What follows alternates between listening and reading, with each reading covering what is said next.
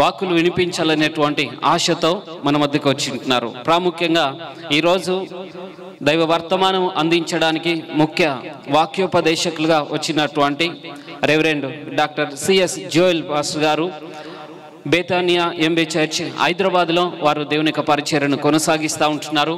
అంత మాత్రమే కాదు కానీ ఈ యొక్క జీసీలో బోర్డ్ ఆఫ్ ఎవాంజలిజం సెక్రటరీగా వారు ఉండి ఇక జీసీని నడిపిస్తున్నటువంటి నాయకులుగా ఉంటున్నారు. కాబట్టి వారు ఎన్నో బిజీ షెడ్యూల్గా ఉండి కూడా మనం అడిగినప్పుడు మా సంఘంలో కూడా మీరు వాక్యోపదేశం చేయాలి సార్ అని అన్నప్పుడు వాళ్ళు సంతోషంగా వారు అంగీకరించి ప్రేమపూర్వకంగా మన మధ్యలోకి వచ్చినందుకు వారి చప్పట్లు కొడుతూ దేవుని యొక్క నామాన్ని ఘనపరుద్దాం. అదేవిధంగా అదే బోర్డ్ ఆఫ్ ఎవాంజలిజం అయినటువంటి దైవ సేవకులు రెవరెండ్ జాన్ గారు కూడా మన మధ్యలో ఉంటున్నారు. వారిని కూడా చప్పట్లు కొట్టి దేవుని ఘనపరుద్దాం. అదేవిధంగా board of evangelism reverend Christopher pastor గారు ఉంటున్నారు. వారిని కూడా చప్పట్లు కొట్టి దేవుని యొక్క నామాన్ని మహిమపరుద్దాము. ఇంకా మన మధ్యలో అదే జీసీ పెద్దలైనటువంటి ఇంతకుముందుకు పాట పాడినటువంటి రెవరెండ్ ఆర్పి జయప్రకాష్ పాస్టర్ గారు ఉంటున్నారు. చప్పట్లు కొట్టి వారిని కూడా సాధారణంగా ఆహ్వానిస్తూ వారిని కూడా ప్రేమపూర్వకంగా ఆహ్వానిస్తుంటున్నాను. ప్రాముఖ్యంగా మన మధ్యలో ఉన్నటువంటి ఈరోజు వర్తమానాన్ని అందించడానికి ప్రార్థన పూర్వకంగా దేవుని యొక్క వాక్కును తీసుకొని వచ్చి మనలందరినీ ఉత్తేజపరిచి బలపరిచి దేవునికి దగ్గర చేయాలనేటువంటి ఆశతో ఆతృతతో ప్రాముఖ్యంగా దేవుని యొక్క ఆత్మ ప్రేరేపణతో మన మధ్యలో ఉన్నటువంటి జోయల్ సార్ గారు మనందరికీ బాగా సుపరిచితులే. వారు మన సంఘాన్ని ఎంతగానో ప్రేమించేటువంటి గొప్ప దైవజనులు. అందరిలో వారు కూడా మనల్ని ఎంతగానో ప్రేమిస్తూ ఉంటున్నారు, మన సంఘాన్ని కూడా ప్రేమిస్తూ ఉంటున్నారు. కాబట్టి వారు మనల్ని ఎంత ఇబ్బంది ఉన్నా కూడా వారు సంతోషంగా అంగీకరించి మన పెద్దల యొక్క అందరి ప్రోత్సాహంతో వారు వచ్చినందుకు వారిని ప్రేమపూర్వకంగా వాక్యాన్ని అందించడానికి వారిని ఆహ్వానిస్తుండగా వారిని చప్పట్లు కొడుతూ వారిని ప్రేమపూర్వకంగా ఇక సమయాన్ని వారికి అప్పగించడానికి ఇష్టపడదాం. ఓకే అయ్యారు. ప్రభువైన యేసుక్రీస్తు నామములో మీ అందరికీ శుభములు. ఈ 7వ సంఘ వార్షికోత్సవాన్ని జరుపుకోవడానికి దేవుడు మీకు ఇచ్చిన గొప్ప అవకాశాన్ని బట్టి దేవునికి కృతజ్ఞతాస్తులు చెల్లిస్తున్నాను. ప్రతి సంవత్సరం కూడా మీరు ఈ విధమైన ఏర్పాట్లు చేసుకొని ప్రభువుకు మహిమకరంగా జీవించే గొప్ప అవకాశాన్ని సంఘానికి ఇచ్చినందుకు సంతోషిస్తూ ఉన్నాం. స్థానిక సంఘ కాపరి రెవరెండ్ నరేష్ పాల్ గారు ఇచ్చిన చక్కటి పరిచయ వాక్కులను బట్టి వందనాలు చెల్లిస్తున్నాం. పాస్టమ్మ గారిని బట్టి వారు ఇచ్చిన ఆతిథ్యాన్ని బట్టి అదేవిధంగా సంఘ కమిటీ వారు పెద్దలందరూ కూడా ఇక్కడ ఉన్నారు. మీరెంతో ప్రార్థనతో కృషి చేసి ఈ కార్యక్రమాన్ని జరిపించడానికి మీ సంఘం చాలా ఆకర్షణీయంగా ఉంటుంది. ఎప్పుడు వచ్చినా నేను ఇది 3-4 సార్లు వచ్చింట. ఈ 7 సంవత్సరాలలో 2-3 సార్లన్నా వచ్చినా అని నాకు తెలుసు. ప్రతిసారి కూడా చక్కగా ఆహ్వానం ఇస్తూ మంచి డెకరేషన్ చేసి చాలా గంభీరంగా జరిగించుకుంటున్నారు. అందుని బట్టి మిమ్మల్ని అభినందిస్తున్నాను. అదేవిధంగా వేదికపై ఉన్న దైవ సేవకులందరినీ బట్టి పాస్టర్ నరేష్ పాల్ పరిచయం చేసినారు. Reverend MS John GC secretary, reverend P Krishna Paul board of evangelism territorial డైరెక్టరే కాకుండా సిఈడబ్ల్యూలో కూడా ఆయన డైరెక్టర్గా పనిచేస్తూ మొన్న జరిగిన కన్వెన్షన్కు ఆయన ఫైనాన్షియల్ కన్వీనర్గా పనిచేసిన వారు. అదేవిధంగా రెవరెండ్ ఆర్పి జయప్రకాష్ గారు బోర్డులో ట్రెజరర్గా పనిచేస్తూ ఫీల్డ్ చైర్మన్గా కూడా ఉన్నారు. Senior pastor reverend LS Prabhakar గారు, అదేవిధంగా సంఘంలో ఆయా స్థలాలలో కాపర్లుగా పనిచేస్తున్న వారందరినీ బట్టి వందనాలు.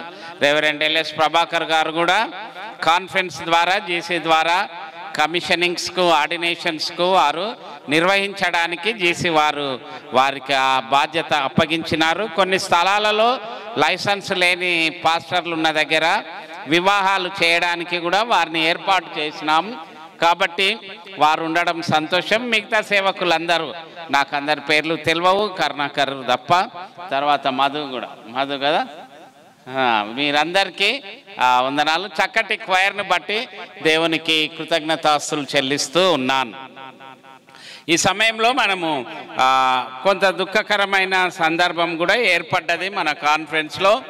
మన GC president reverend doctor PB Arnold గారు ఈ ఉదయకాలమందు ప్రభునందు నిద్రించినందుకు ఎంతో విచారిస్తున్నాము. ఆయన చనిపోయిన సమాచారము విన్న వెంటనే డాక్టర్ మార్గరెట్ గారు ఎర్రవల్లి వరకు వచ్చి తిరిగి వెళ్ళినారు. ఆ కుటుంబ ఆదరణ కొరకు మీరు ప్రార్థించాలి. డాక్టర్ రెవరెండ్ పిబి ఆర్నాల్డ్ తెలియని వారు లేరు. దాదాపు 50 సంవత్సరాల నుంచి ఆయన ఎంబీ చర్చిలో, మెడికల్ సెంటర్లో, కాన్ఫరెన్స్లో గణనీయమైన సేవలు జరిగించినారు. వారు ఆఖరి దశలో కొంత నెల నుంచి కూడా బాధపడుతూ ఈ ఉదయకాలమందు ప్రభునందు నిద్రించినారని తెలుపుటకు విచారిస్తూ ఉన్నాం. దేవుడు ఆ కుటుంబంను ఆదరించినట్టు సహాయం చేయనుగాక. ప్రత్యేకంగా pastor Krishna Paul, pastor John, pastor Jayaprakash, నేను అక్కడ ఇప్పుడు ఉండాలి. ఈ టైంలో వారి యొక్క కుటుంబం దగ్గర ఉండాలి. కానీ మీరు మాకు ఇచ్చిన అవకాశాన్ని దుర్వినియోగపరచుకోకూడదని, మీతో సహవాసం చేయాలని దేవుడు ఇక్కడ ఉంచినాడు. అందుని బట్టి దేవునికి కృతజ్ఞతాస్తులు చెల్లిస్తూ ఉన్నాను. ఈ సమయంలో మనము 7 సంవత్సరాలుగా, అంటే భవనము నిర్మించి చర్చి నిర్మించిన తర్వాత 7 సంవత్సరాలు ఈ యొక్క పండుగను జరిగిస్తూ ఉన్నారు. నిజంగా మీరు చాలా ధన్యులు. ఎందుకంటే దేవుడు ఆయన చేసిన మేలును మర్చిపోకుండా ప్రతి సంవత్సరం కూడా జ్ఞాపకం చేసుకుంటూ ఇది ఒక పండుగ వాతావరణాన్ని సృష్టించుకొని దేవుని మహిమపరుచుతూ ఉన్నారు. రెవరెండ్ ఎల్ఎస్ ప్రభాకర్ ఎప్పుడు చెప్తాడు, తక్షశిల చర్చి చాలా మంచి చర్చి సార్, చాలా ప్రేమగలే సంఘము అని. ఎన్నిసార్లు ఆయన మాట్లాడినా మీ గురించి మంచి మాటలు చెప్తూ ఉంటాడు. కాబట్టి అంత మంచి సంఘము దేవుడు మీకు ఇచ్చినందుకు దేవునికి స్తుతి మహిమ కలుగును గాక. 7 సంవత్సరాలు కట్టిన తర్వాత ఎన్నో విషయాలు మనము తెలుసుకొని ఉన్నాం. క్రైస్తవ విశ్వాస జీవితంలో, క్రైస్తవ సంఘ జీవితంలో, క్రైస్తవ యొక్క అనుభవాలు ఎన్నో ఇప్పటికీ నేర్చుకున్నాం. కాబట్టి ఇంకా మాకు అన్నీ తెలుసు, ఇంకేం అవసరం లేదు అని అనుకోవడం వీలు లేదు. అందుకనే దేవుడు మనకు ఈ పరిశుద్ధ గ్రంథాన్ని ఇచ్చి దేవుని యొక్క కార్యాలను మనకు తెలియపరుస్తూ ఉన్నాడు. ఈ 4 సువార్తలలో యేసు ప్రభు జన్మ, జీవితము, ఆయన మరణ, పునరుత్థానాలను గురించి భక్తులు రాసినారు. ఆ తరువాత జరిగిన విషయాలను, సంఘ చరిత్ర ఆరంభం గురించి లూకా భక్తుడు అపొస్తల కార్యంలో రాస్తాడు. ఈ అపొస్తల కార్యములో ఆది సంఘము ఏ విధంగా ఉన్నది అనే విషయాలను ఈ యొక్క అపొస్తల కార్యంలో మనం చూస్తాం. అపొస్తల కార్యంలో యేసు ప్రభు చనిపోయి సమాధి చేయబడి తిరిగి లేచి 40 దినాలు ఆయన అనేకులకు కనబడి తను తాను పునరుత్థానమైన సత్యాన్ని రుజువు చేసుకున్న తర్వాత ఆ 10 దినాల తర్వాత ఆరోహణమవుతాడు. అది 50వ దినమందు. అందుకే దాన్ని పెంతెకొస్తు అని అన్నాం. ఈ పెంతెకొస్తు పండుగ తర్వాత సంఘము ఏర్పడ్డది, క్రైస్తవ సంఘము ఏర్పడ్డది. ఏర్పడిన సంఘములో ఏ రకమైన లక్షణాలు ఉన్నవో, ఏ రకమైన జీవిత విధానము ఉన్నదో అది ఈ రోజు వరకు కూడా మనం జరిగించాలని వాక్యంలో రాయబడి ఉన్నది. ఆది సంఘము, ఆది క్రైస్తవ సంఘము ఏ రకమైన గుణగణాలను, ఏ రకమైన లక్షణాలను కలిగి ఉన్నదో ఆ రకంగా ఈ రోజు వరకు మనం ఉండాలి. ఎందుకంటే ఈ సంఘము పరిశుద్ధాత్మ దేవుని నింపు ద్వారా తర్వాత పరిశుద్ధాత్మ వచ్చిన తర్వాత ఏర్పడ్డ సంఘము కనుక ఈ సంఘములో ఆ లక్షణాలు ఉండాలి. అందుకు ఆది సంఘములో ఉన్న విశిష్టత, ఆది సంఘంలో ఉన్న లక్షణాలను లూకా భక్తుడు ఈ 2వ అధ్యాయము 42వ వచనంలో మనకు చూపిస్తూ ఉన్నాడు. వీరు పరిశుద్ధాత్మ నొందిన వారు, క్రీస్తు మరణ పునరుత్థానాలను చూచిన వారు, క్రీస్తును ప్రకటిస్తుంటే ఆటంకపరచబడని వారు, వీరు ఆత్మచేత నింపబడిన వారు. ఒక్కసారి మేము ఆత్మచేత నింపబడ్డము ఇంకా మాకు చాలని చేతులు కట్టుకోకుండా, ఇంట్లో కూర్చోకుండా, బాప్తిసం పొందినము, సంఘ సభ్యత్వం ఉన్నది, మేము మంచిగా ఉన్నాము ఒకప్పుడు అని అనకుండా, ప్రతిరోజు కూడా వాళ్ళు చేసినట్టుగా ఈ సంఘాలు చేయాలి. ప్రతి సంఘము కూడా, సంఘము ఒకటి సార్వత్రిక సంఘము, రెండో సంఘము స్థానిక సంఘము. Universal church, local church. మనము ఇది లోకల్ చర్చ్. మనందరికీ ఒక సంఘం ఉన్నది, అది సార్వత్రిక సంఘం. ఈ సార్వత్రిక సంఘములో వారు చేసినట్టుగా మనం చేయాలి. We are instructed to follow the teachings of the early church. ఆది సంఘము వారు చూపిన మాదిరిని, ఆది సంఘం వారు ఇచ్చిన సూచనల ప్రకారం మనం సంఘాలను నడుపుకోవాలి. అర్థమవుతుందా? మనము విచ్చలవిడిగా మన సొంత అభిలాషలను నెరవేర్చుకోవడానికి, మనము ఏదో గొప్పవారమని చూపించుకోవడానికి, మనలో ఏదో గొప్ప మంచి లక్షణాలు ఉన్నాయని చూపించుకోవడానికి కాదు, కానీ దేవుని కొరకు సాక్ష్యం ఇచ్చే వారంగా జీవించాలి. ఆది సంఘము పరిశుద్ధాత్మ దేవుడు యేసుక్రీస్తు యొక్క రక్తం చేత కడగబడిన వారు లోకములో వారు సాక్షులై ఉండడం మాత్రమే కాకుండా వారు క్రైస్తవులకు ఉపదేశిస్తూ వచ్చిండ్రు. లోకంలో సాక్షులై ఉండి ప్రపంచానికి సువార్తను ప్రకటిస్తూ సంఘాలలో దేవుని యొక్క వాక్యాన్ని బోధిస్తూ వచ్చిండ్రు. కాబట్టి ఈ సంఘము, ఎంబీ మిస్పా సంఘము, ఆది సంఘములో ఉన్న లక్షణాలను, వారి యొక్క గుణగణాలను మనం పాటించాలి. మొదటిగా మనం చూస్తే 42వ వచనంలో, వీరు అపోస్తుల బోధయందు, సహవాసమందు, రొట్టె విరుచుటయందు, ప్రార్థన చేయుటయందు ఎడతెగక ఉండిరి. ఎడతెగక ఉండిరి అంటే అది వాళ్ళు నిత్యము చేస్తూ వచ్చిండ్రు. మొట్టమొదటిగా వాళ్ళు చేసినది ఏంటంటే, ఆది సంఘము నేర్చుకునే సంఘము. నేర్చుకుంటున్నారు. ఒక్కరోజు నేర్చుకొని విడిచిపెట్టేది కాదు. ఇది 10th క్లాస్ ఎగ్జామ్స్ వరకు రాసి చదివి పాస్ అయినాక ఇంకా ఆ పుస్తకాలు మనకు అవసరం ఉండదు. అటువంటిది కాదు. క్రైస్తవ ఉపదేశము, బైబిల్లో రాయబడిన మాటలు ఎప్పుడు నేర్చుకుంటూ ఉండాలి. ప్రతిరోజు కూడా నేర్చుకుంటూ ఉండాలి. కాబట్టి ఎవరైనా ఒక కొత్త విషయాన్ని ప్రతిరోజు నేర్చుకోకపోతే ఆ దినము మీకు వృధా అయినట్టే. ప్రతిరోజు కూడా దేవుని యొక్క కొత్త అనుభవాన్ని నువ్వు పొందకపోతే, దేవుడు ఏమి నేర్పుతున్నాడో ఆ విషయాన్ని నువ్వు నేర్చుకోకపోతే ఆ దినాన్ని నీవు నష్టం చేసుకున్నట్టే. కాబట్టి ఆది సంఘము ఎప్పుడు కూడా వాక్యాన్ని నేర్చుకుంటున్న సంఘంగా ఉన్నది. ఆ సంఘము దేవుని యొక్క గొప్పతనాన్ని, ఆయన యొక్క జ్ఞానాన్ని, ఆయన కృపను వారు అనుభవిస్తూ వచ్చిండ్రు, నేర్చుకుంటూ వచ్చిండ్రు. చాలాసార్లు చిన్నప్పుడు నేర్చుకున్నాం ఇంక అయిపోయింది అననీకే లేదు. నేర్చుకోవడం సండే స్కూల్కు మాత్రమే కాదు, నేర్చుకోవడం యూత్ మీటింగ్కే కాదు, నేర్చుకోవడం ప్రతి సంఘ సభ్యుని యొక్క అవసరత. ఒకరోజు ఒక ఊర్లో ఒక ఉత్తరం వచ్చింది. ఆ ఉత్తరం వస్తే ఆ ఊర్లో ఎవరు చదువుకున్న వాళ్ళు లేరు. ఉత్తరాన్ని పట్టుకొని అక్కడిక్కడ తిరుగుతారు. రే ఉత్తరం వచ్చింది, ఎట్ట చేయాలని. అయితే ఆడో పిల్లగాడు ఉరుకుతుంటే పిలుచుకొని, అరే నువ్వు చదువుకున్నావు కదా, ఇక్కడ ఈ ఉత్తరం చదువు అని వాళ్ళు అడిగినరంట. ఆ ఉత్తరాన్ని తీసుకొని కయ్య ఏడుస్తుండు. గట్టిగా ఏడుస్తుండు.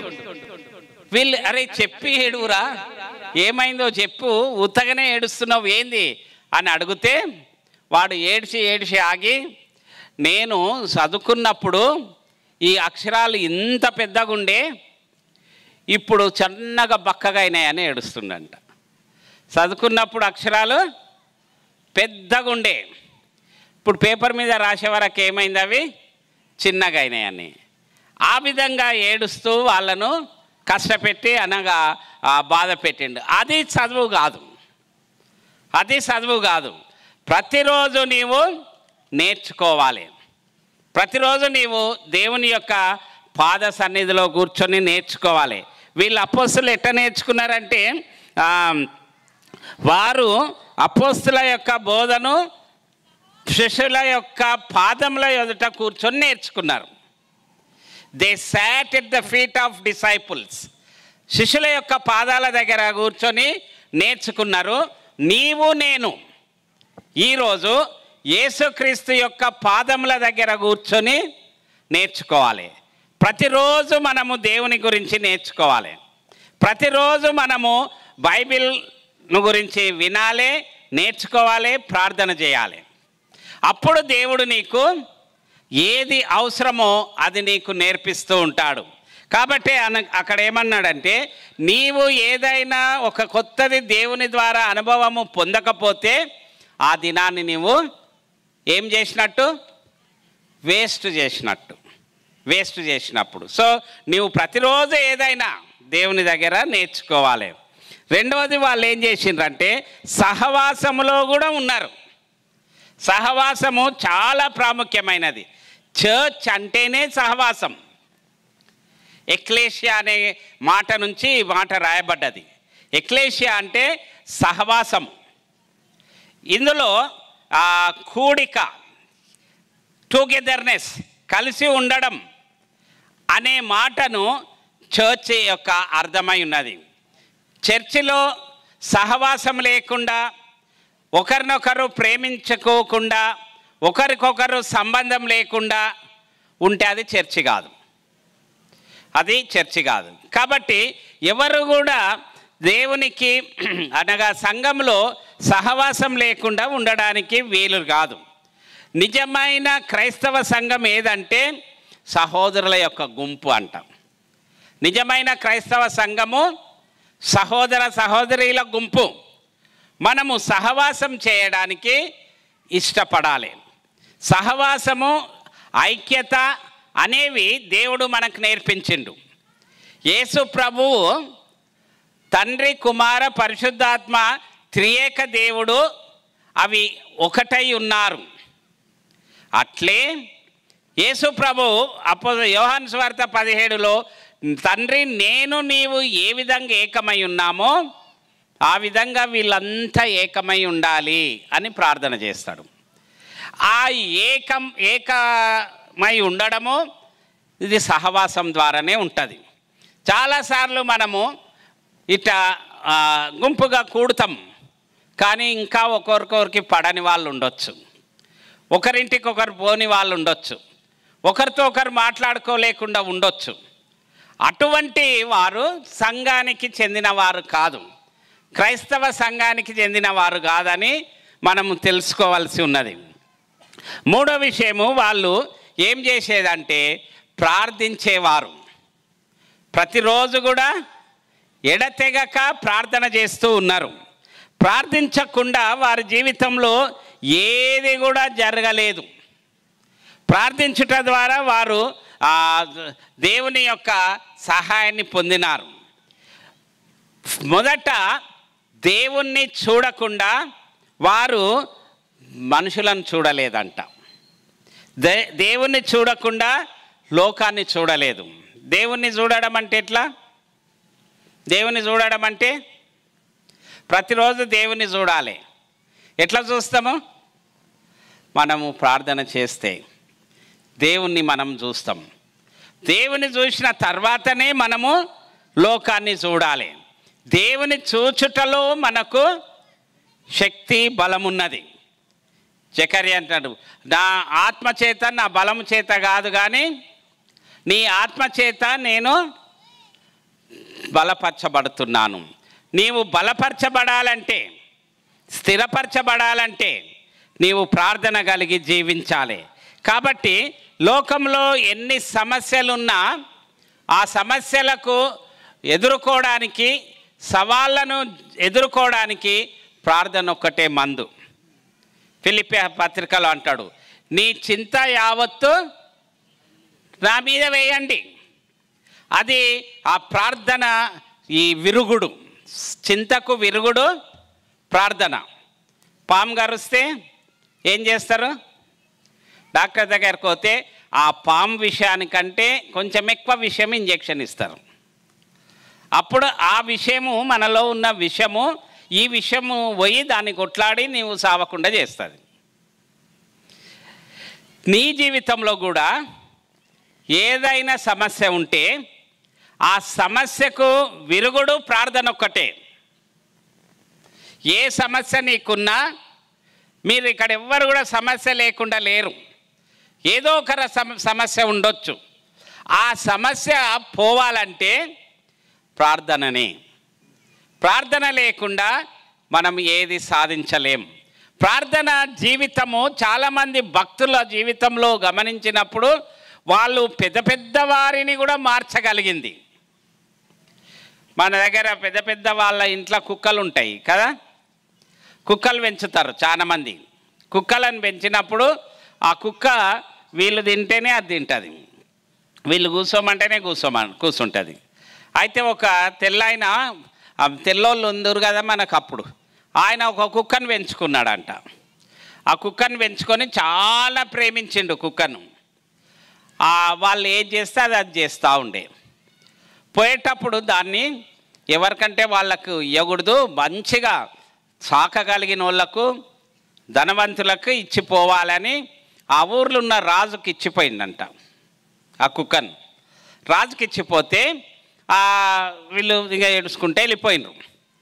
ఆ కుక్క రాజు దగ్గర ఉండి ఎంత మంచి భోజనం పెట్టినా ఏం చేసినా అది తింటుంది. కానీ సాయంత్రం అయ్యేసరికి ఒక మూలలో పోయి కూర్చుంటుంది. కొంచెం గంట సేపు ప్రతిరోజు మూలలో పోయి కూర్చుంటుంది. అప్పుడు ఆయనకు అర్థం కాలే, ఎందుకు ఇది ప్రతిరోజు పోయి మూలలో కూర్చుంటుంది అని ఆ దొరను ఫోన్ చేసి అడిగితే, ఏ టైంలో కూర్చుంటుంది అంటే 6 నుంచి 7 వరకు ఒక దగ్గర వచ్చి కూర్చుంటుంది ఆ బంగ్లాలని.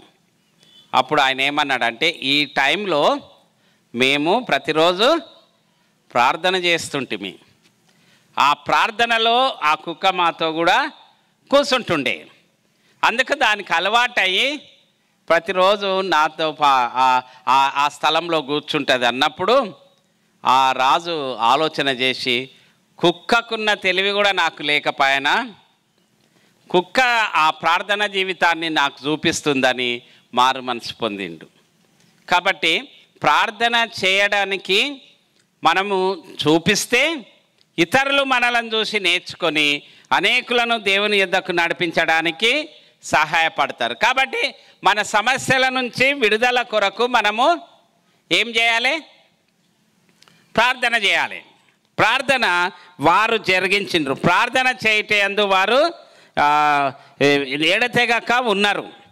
అంతేకాకుండా 4వ విషయము, వారు సంఘములో భయము కలిగి జీవించిండ్రు. భయము కలిగి జీవించిండ్రు అంటే వారు దేవుని యందలి భయములో వారు జీవించిండ్రు. రెవరెన్స్ అంటాం. రెవరెన్స్, చాలామంది రెవరెండ్ అంటారు కదా. రెవరెండ్ అంటే గౌరవింపబడిన వాడు. రెవరెండ్ అంటే గౌరవింపబడిన వారనే అర్థం. అంటే ఈ రకంగా ఆది సంఘము దేవుణ్ణి గౌరవించిన సంఘం, మర్యాద చేసిన సంఘం. దేవునికి ఎక్కడ కూడా వారు అవమానం కలిగించిన వారు కాదు. ఆ దినాలలో గ్రీకులు ప్రపంచంలో ప్రఖ్యాతిగాంచిన వారు ఏం చేసేదంటే, లోకంలో ఎక్కడ తిరిగినా అక్కడ దేవుని మందిరం ఉన్నదని భయముతో తిరిగేవాళ్ళు. దేవుని మందిరం ఉన్నదని అంటే ప్రతి ఒక్కరు కూడా దేవునికి భయపడే వారంగా ఉండాలి. చాలామందికి భయం ఉంటుంది కానీ భక్తి ఉండదు. చాలామందికి భక్తి ఉంటుంది, భయం ఉండదు. దేవుడు ఏమంటుండంటే భయము భక్తి రెండు ఉండాలి. భయము భక్తి. భయం ఉన్నందుకు కొంతమంది ఏం చేస్తారంటే తాగినరు అనుకో చర్చిలకు రారు. దాదా అంటే నేను తాగిన రానంట. నేను ఏదైనా తప్పు చేసినా అని రారు. కొంతమంది ప్రభు బళ్ళు ఇచ్చేటప్పుడు ద్రాక్షరసం తీసుకోరు. ఎందుకంటే నేను తప్పు చేసినా వాళ్ళని ఇప్పుడు పోయి తిట్టాలి, లేకుంటే ఇంతకుముందే తిట్టొచ్చినా అని తీసుకోరు. అదేంటంటే భయం. తీసుకుంటే ఏమవుతుందని. చాలామందికి భక్తి ఉంటుంది, దేవా దేవా దేవా అంటారు కానీ భయం ఉండదు. అన్ని దొంగ మాటలే, అన్ని దొంగ పనులే. చాలామంది ఈ దినాల్లో దేవుని పేరట మోసాలు చేస్తున్నారు. దేవుని పేరట మోసాలు చేస్తున్నారు. ఈ దస్తి తీసుకోపో నీకు మేలవుతుంది, ఈ నూనె తీసుకోపో నీకు మేలవుతుంది, ఈ నీళ్లు తాగు నీకు మేలవుతాయి అని మోసాలు చేస్తున్నారు. అట్లా చేయొద్దు. దేవుని యొక్క బిడ్డలంగా దేవునికి భయపడాలి, దేవుని భక్తి కలిగి ఉండాలి. భయము భక్తి రెండు ఎప్పుడు కూడా కలిసి ఉండాలని ఆది సంఘం మనకు నేర్పిస్తున్నది. అంతేకాకుండా ఆది సంఘములో గమనించినప్పుడు సూచక క్రియలు లేకుంటే సూచక క్రియలు జరిగినట్టు, మహత్కార్యాలు జరిగినట్టుగా మనం చూస్తున్నాం. దేవుని యొక్క సన్నిధిలో మహత్కార్యాలు జరగాలి, గొప్ప విషయాలు జరగాలి. దేవుని యొక్క నామం పేరట మనము ప్రార్థించినప్పుడు, కూడినప్పుడు యేసు ప్రభు దేవుని ద్వారానే గొప్ప పనులు జరుగుతావని మనం నమ్మాలి, వాటి ప్రకారమే బ్రతకాలి. మళ్ళీ ఇంకో సమస్య ఏంటంటే చాలామంది యేసు ప్రభువును అడుగుతారు, దేవా మాకు ఈ సహాయం చేయి, ఆ సహాయం చేయి అని. ఇంకా వేరే వాళ్ళని కూడా అడుగుతారు. వేరే వాళ్ళు ఎవరు? వేరే వాళ్ళని కూడా అడుగుతారు. మేము ఒక పెళ్లి కార్డు రాసుకొని వచ్చిండు ఒకడు మా చర్చిలో. రాసుకొని వచ్చి ఈ డేటు ఇవి అని చెప్తుండు. అయితే ఆ పేపర్ ఇచ్చేటప్పుడు ఓ పేపర్ పడ్డది కింద. ఆ పేపర్ మీద ఎవరో పూజారి ఇచ్చిన డేటు తీసుకొని వచ్చిండు. ఈడ దేవుడు కావాలి, ఆడ దేవుడు కావాలి. ఎవరు గొప్ప? ఎవరు గొప్ప? ఏ దేవుని ద్వారా నీకు మేలు జరుగుతుంది అనేది చాలాసార్లు మనము గమనించాం. భయానికి వేరే విషయాలను చేస్తుంటాం. కాబట్టి దేవుని యొక్క సన్నిధిలో, సహవాసంలో మహత్కార్యాలు జరగాలి. నువ్వు ప్రార్థించినప్పుడు స్వస్థత జరగాలి. నీవు ఒకరితో మాట్లాడినప్పుడు వారి సమస్య తీరాలి. ఇవన్నీ కూడా ఈ 7 సంవత్సరాలు నేర్చుకున్న వాటితో పాటు ఇవి కూడా మనం నేర్చుకోవాలి. ఇవి కూడా మనం నేర్చుకోవాలి. చాలాసార్లు అవి మనం గమనించం. మీకు విలియం కేరీ అని ఒక ఆయన మన దేశానికి మిషన్ అంటే సువార్త సేవ తీసుకొని వచ్చిన ఆయన ఇంగ్లాండ్ నుంచి. ఆయన ఏమనేదంటే దేవుని కొరకు గొప్ప కార్యాలను ఆశించు, దేవుని ద్వారా గొప్ప కార్యాలను అనుభవించు. దేవుని కొరకు గొప్ప కార్యాలను ఆశించు, దేవుని కొరకు దేవుని ద్వారా గొప్ప కార్యాలు నువ్వు పొందు, అనుభవించు అని అంటాడు. ఆయన చెప్పే విషయము there must be wonders in your church. నీ సంఘములో నీ ద్వారా గొప్ప కార్యాలు, సూచక క్రియలు, అద్భుత కార్యాలు జరగాలి. ఆది సంఘము ఇంకో లక్షణం ఏం కలిగి ఉన్నదంటే వారికి ఉన్న ఆస్తిని, చిరస్థిరాస్తిని లేని వారికి పంచిపెట్టిండ్రు. 4వ వచనము, విశ్వసించిన వారు ఏకంగా కూడి తమకు కలిగినదంతయు సమిష్టిగా ఉంచుకొనక అదియుగాక వారు తమ చరస్థిరాస్తులను అమ్మి అందరికీ వారి వారి అక్కరల కొలది పంచిపెట్టిరి. వారు పంచుకునే సంఘము ఆది సంఘము. వారికి ఉన్న దానిని బీదలకు పంచిన సంఘము, ఇచ్చిన సంఘం. ఒక నిజమైన క్రైస్తవుడు ఎప్పుడు కూడా ఆయనకు మొత్తము సమృద్ధిగా కలిగి ఉండి ఇతరులకు ఏం లేకుంటే చూసి ఉండకూడదు. నీకు సమృద్ధి ఉండి ఇతరులకు ఏమన్నా లోటు ఉంటే నువ్వు చూసుకుంటూ ఉండకూడదు. అట్టివారు సరి అయిన నిజమైన క్రైస్తవులని పిలువబడరు. కాబట్టి వారు పంచుకున్న సంఘము, వారికున్న దానిని బీదలకు ఇచ్చిన సంఘం. సంఘములో దేవుడు అన్నట్టు ఎప్పుడు ద్రవ్యం ఉండాలి, డబ్బు ఉండాలి. ఆ డబ్బు ఎందుకు ఉండాలంటే అది బీదలకు, అవసరంలో ఉన్న వారికి ఇవ్వడానికి, ప్రభు పరిచర్యకు ఇవ్వడానికి అది వాడబడాలి. ఆ రకమైన లక్షణము ఆది సంఘంలో ఉన్నది. వారు చరస్థిరాస్తులను అమ్మి, సమిష్టిగా ఉన్న వాటిని అమ్మి బీదలకు పంచిపెట్టిరంటే, వారి అక్కర కొలది పంచిపెట్టిరంటే ఎవరం కూడా అక్కరలన్నీ తీర్చలేం, మొత్తం సమస్యను తీర్చలేం. కానీ మన వైఖరి ఏమై ఉండాలంటే అవసరంలో ఉన్నవారికి సహాయం చేసేవారముగా ఉండాలి. అవసరంలో ఉన్నవారికి సహాయం, బైబిల్లో ఆతిథ్యం ఇవ్వడము, సహాయం చేయడము, ఆపదలో ఉన్నవారిని ఆదుకొనడము, బీదలకు అప్పియడము, ఇవన్నీ కూడా ఆశీర్వాదకరమైనవి. ఆది సంఘం ఆ విధంగా ఉన్నది. ఆది సంఘంలో ఆ రకమైన మంచి ఆశీర్వాదాలు ఉన్నాయి. అపోస్తుడైన పేతురు 3వ అధ్యాయంలో కుంటి భిక్షవాని దగ్గరకు వచ్చి ఏమంటాడంటే, వెండి బంగారాలు మా దగ్గర లేవు, కానీ నజరేయుడైన యేసునామము మాత్రం ఉంది, అది నీకు ఇస్తున్నా అంటాడు.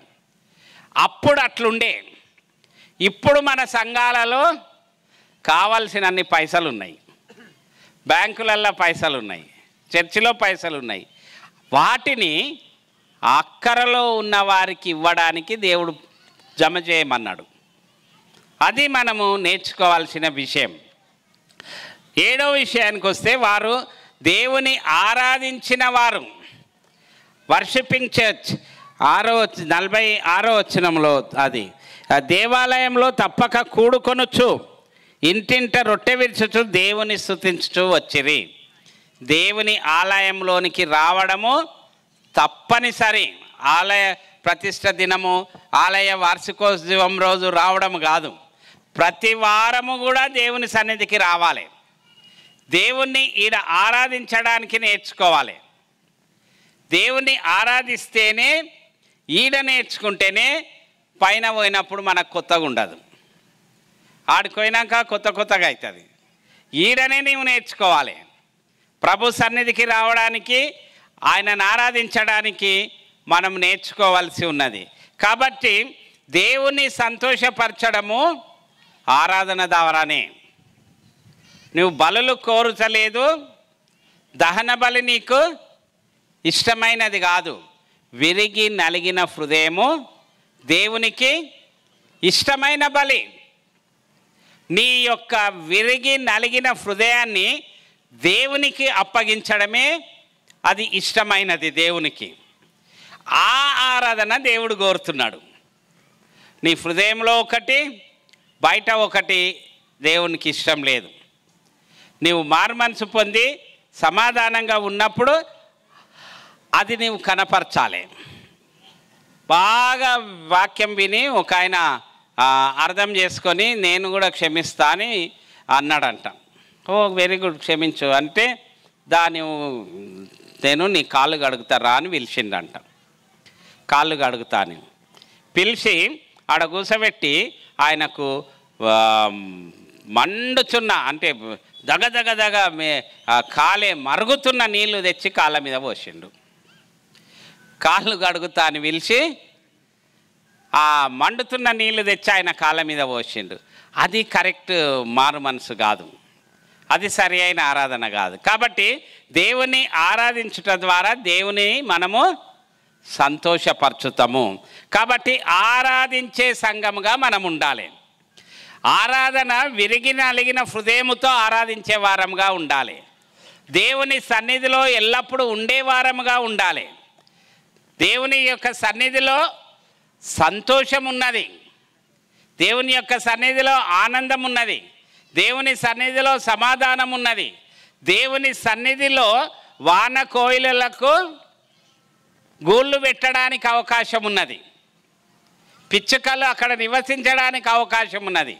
అంటే చిన్న చిన్నవారు, పనికిరాని జీవులు, ఎక్కడ కూడా లెక్కకు రాని వారు కూడా దేవుని సన్నిధికి రావడానికి అవకాశం ఉన్నది. కాబట్టి ఆ దీవెన కలిగి ఉన్న సంఘము ఆది సంఘము. చివరిగా ఆది సంఘము సంతోషంగా ఉన్న సంఘం. ఆది సంఘంలో ఆనందంతో నిండి ఉన్న సంఘం. 47వ వచనంలో ఆనందముతోనూ నిష్కపటమైన హృదయముతోనూ ఆహారం పుచ్చుకొనుచుండిరి, మరియు ప్రభు రక్షణ పొందిన వారందరినీ అనుదినము వారితో చేర్చుకొనుచుండెను. ఆనందంగా ఉండాలి, ఎప్పుడు కూడా ఆనందమైన ముఖము కలిగి ఉండాలి. చాలామందికి ఆనందం దాగిన ముఖాలు ఉంటాయి. ఆనందం దాగిన ముఖము ఉండకూడదు. ఏ ముఖం ఉండాలి? ఆనందమైన ముఖం. ఆనందం తాగితే ఏమవుతుంది? ఆనందం తాగితే నల్లగా అవుతుంది కదా, ఇంకోటి కూడా అవుతుంది, అదేం చెప్పొద్దులే. ఆనందం తాగితే ఆ రకంగా కాకుండా మనము దేవుని యొక్క బిడ్డలంగా సంతోషంగా ఆనందంగా ఉండాలి. సంతోషమేమో ఇప్పుడు ఏదన్నా జరిగితే సంతోషం, 10th పాస్ అయితే సంతోషం. ఆనందమేమో అది ఎన్నడూ తీసివేయబడనిది. హ్యాపీనెస్ అండ్ జాయ్ అనేవి డిఫరెంట్. అది ఇప్పుడిప్పుడు నీకు జరిగే మేలును బట్టి సంతోషిస్తాం, మళ్ళీ అది పోవచ్చు. కానీ ఆనందం ఎప్పుడు ఉండేది. కాబట్టి ఆది సంఘములో ఆనందం ఉన్నది, ఆనందంతో దేవుని ఆరాధించిన వారు. కాబట్టి మనము ఈరోజు మిస్పా ఎంబీ సంఘం కూడా 7వ వార్షికోత్సవాన్ని జరుపుకొంచుండగా ఈ 7-8 లక్షణాలను కలిగి ఉండాలి. మరొకసారి నేర్చుకునే సంఘంగా ఉండాలి. ప్రతిరోజు దేవుని యొక్క వాక్యాన్ని నేర్చుకునే వారంగా ఉండాలి. తర్వాత సహవాసంగా ఉండాలి. క్రైస్తవ సహవాసము ఎప్పటికీ మర్చిపోరాదు. ప్రార్థించే సంఘంగా ఉండాలి. దేవుని గౌరవించే సంఘంగా ఉండాలి. దేవుని యొక్క అద్భుత సూచక క్రియలు మన జీవితంలో కనపరుచుకోవాలి. పంచుకునే సంఘముగా ఉండాలి. మనకున్న దాన్ని నీవే పొరలాడకూడదు, ఇతరులకు కూడా ఇవ్వడానికి నేర్చుకోవాలి. ఆరాధించే సంఘముగా ఉండాలి. ప్రభును ఆరాధించాను. నేను ఇంట్లో కూర్చొని ఆరాధిస్తా, టీవీలో చూసుకుంటూ ఆరాధిస్తా, ఫోన్లో వినుకుంటూ ఆరాధిస్తా అంటే కాదు. దేవుని యొక్క సహవాసంలో ఉండి ఆరాధించి. చర్చ్ అంటేనే టుగెదర్ అన్న కదా, కలిసి ఉండడం. కలిసి ఉంటేనే మనకు ఏమవుతుంది? కలిసి ఉంటే కలదు సుఖము. ఆ సుఖము దేవుని ద్వారా దేవుని సన్నిధిలో ఉన్నప్పుడు కలుగుతున్నది. అప్పుడు దేవుడు ఆనందిస్తాడు. అప్పుడు దేవుడు మన ఆరాధన ద్వారా ఆనందిస్తాడు. మనము ఆనందభరితులముగా ఈ లోకంలో జీవించాలని ఆది సంఘము ఈ రకమైన లక్షణాలను కలిగి ఉన్నది. ఆది సంఘము యేసుక్రీస్తు యొక్క రక్తం చేత కడగబడిన తర్వాత లోకంలో సాక్ష్యం ఇచ్చటము మాత్రమే కాకుండా సంఘములో వారికి ఉపదేశాలు చేస్తూ దేవుని యొక్క వాక్యంలో బలపరుచుతున్న సంఘం. ఆ విధంగా మిస్పా ఎంబీ సంఘము ఎదగాలే ఉండాలని ప్రభువైన యేసుక్రీస్తు నామంలో మిమ్మలను హెచ్చరిస్తూ దేవుడు ఆ రకమైన దీవెనలతో నింపి ఈ రోజు నుంచి నేను చెప్పిన కొన్ని మాటలైనా జ్ఞాపకం ఉంచుకొని పాటించాలని ప్రభువైన యేసుక్రీస్తు నామంలో జ్ఞాపకం చేస్తున్నాను. God bless you all.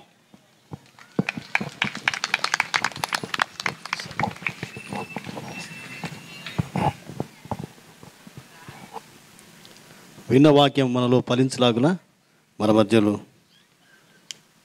పితరు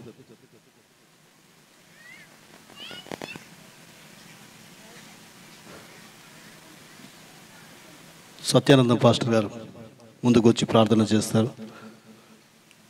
Satyanandam pastor గారు.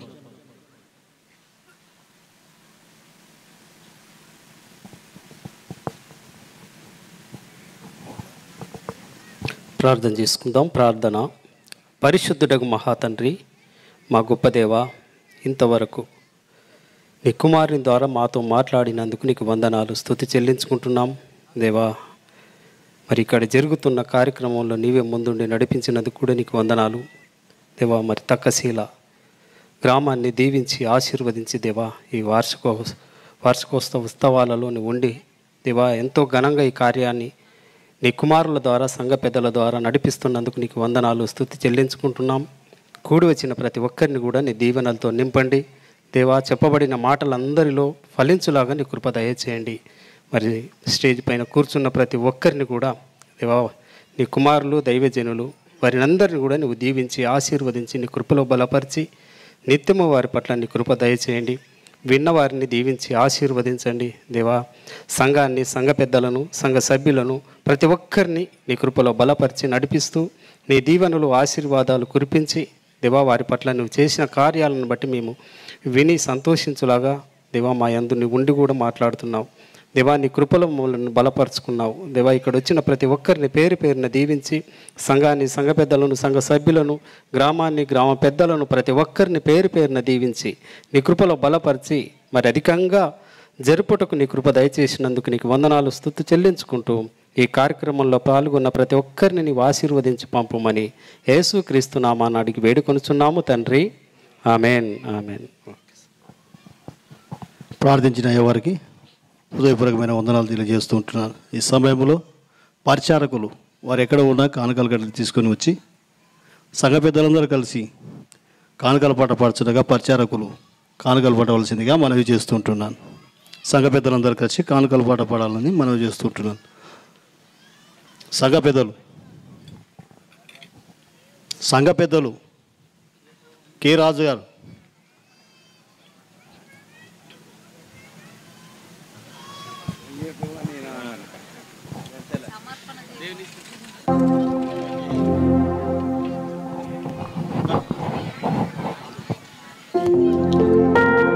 అందరం చప్పట్లు కొట్టుకుంటూ దేవుని మహిమపరచుదాము. ఈ సమయాన్ని ఇచ్చిన అధ్యక్షుల వారికి కూడా వందనాలు చెల్లిస్తున్నాను. సేవకులందరిని బట్టి కూడా వందనాలు. అందరం చప్పట్లు కొట్టుకుంటూ దేవుని మహిమపరచుదాము. యెహోవా నీ నామము ఎంతో బలమైనది, ఎంతో బలమైనది, ఎంతో బలమైనది. యెహోవా నీ నామము ఎంతో బలమైనది, ఎంతో బలమైనది, ఎంతో బలమైనది.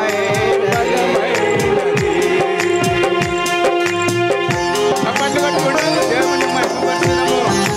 హల్లెలూయా.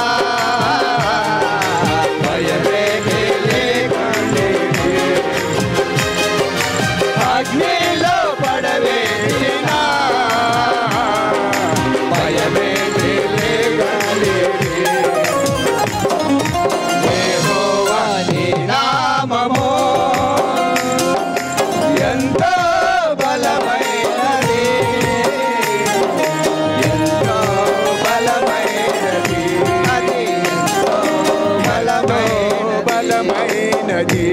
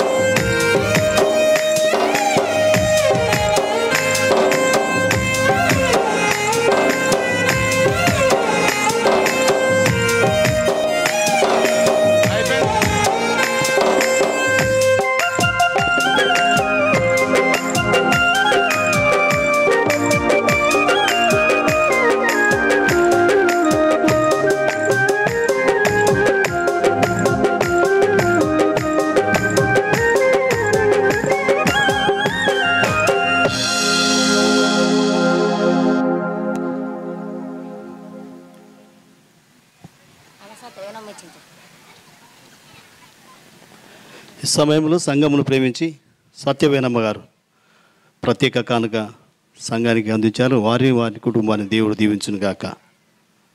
ఈ సమయంలో సన్మాన కార్యక్రమాలు ఉంటున్నాయి. సన్మాన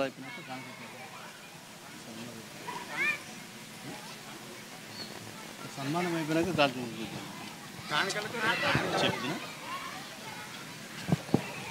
సరే, మంచిది. సమయంలో విత్తబడిన వాక్యం నిమిత్తం, కూర్చోబడినటువంటి కానుకల నిమిత్తం మన మధ్యలో సార్ పాస్టర్ గారు, రాజానందం పాస్టర్ గారు ముందుకొచ్చి ప్రార్థన చేయవలసిందిగా మనవి చేస్తుంటున్నాను.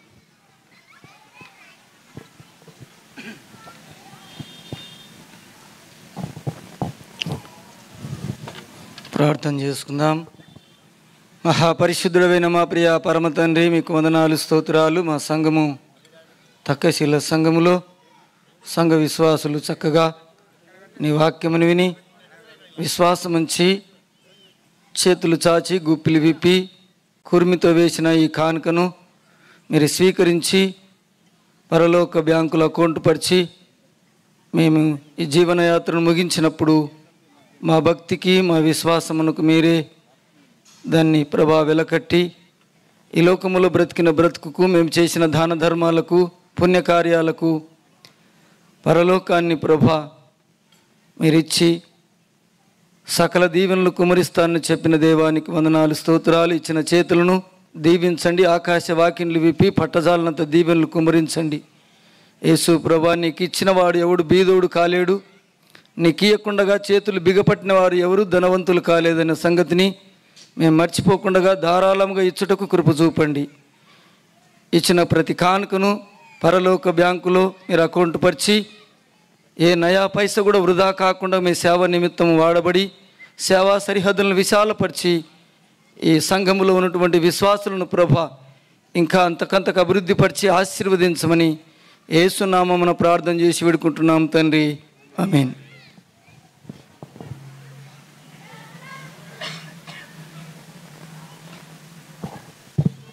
ఈ సమయంలో స్థానిక సంఘ కాపరి అయినటువంటి నరేష్ పాల్ పాస్టర్ గారు ఈ సన్మాన కార్యక్రమాన్ని నడిపిస్తారు. దయచేసి ఒక 10 నిమిషాలు ఓపికతో కూర్చోవాలని మనవి చేస్తుంటున్నాను.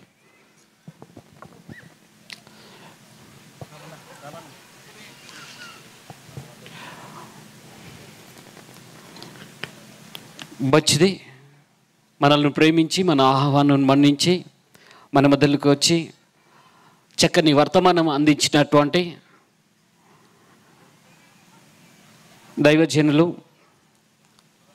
దేవుని చేత ఎన్నుకోబడినటువంటి వారు,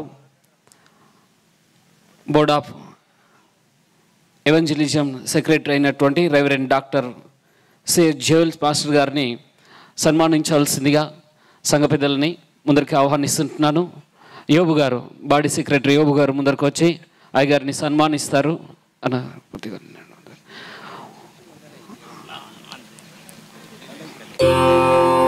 తీసుకురా, తొందరగా మహేంద్ర కుర్చీ తీసుకురా.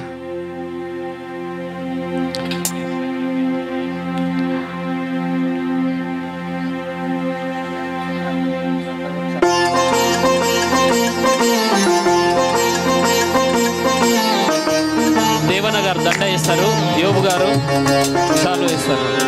వారిద్దరు త్వరగా ముందరకు వద్దాం. చెప్పట్లు కొడదాం మధ్యలో కూడా. దేవన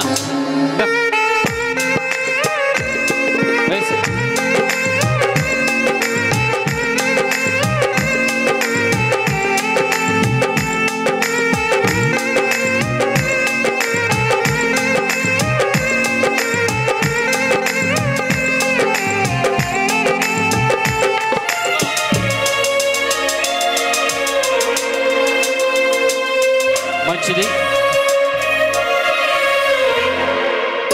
అదేవిధంగా మన మధ్యలో ఉన్నటువంటి జీసీ పెద్దలు, సెక్రటరీ అయినటువంటి రెవరెండ్ ఆర్పి జాన్ పాస్టర్ గారిని కూడా సన్మానించాల్సిందిగా అయ్యగారు ముందరకు వచ్చి కూర్చుంటే మన బాడీ సంఘ పెద్దలు సుంగారవేలు గారు, సుందరాజ్ గారు, సుందరాజ్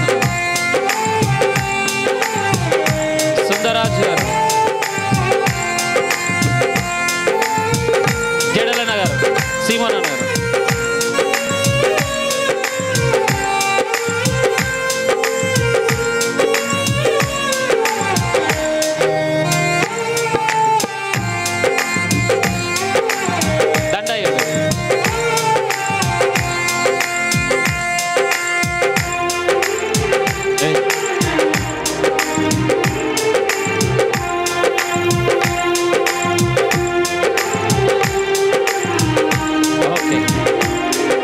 అదేవిధంగా మన మధ్యలో రెవరెండ్ కృష్ణపాల్ పాస్టర్ గారు ఉంటున్నారు, territorial director. Reverend Krishanpal pastor గారు ఉంటున్నారు, టెరిటోరియల్ డైరెక్టరు. వారిని కూడా సన్మానించడానికి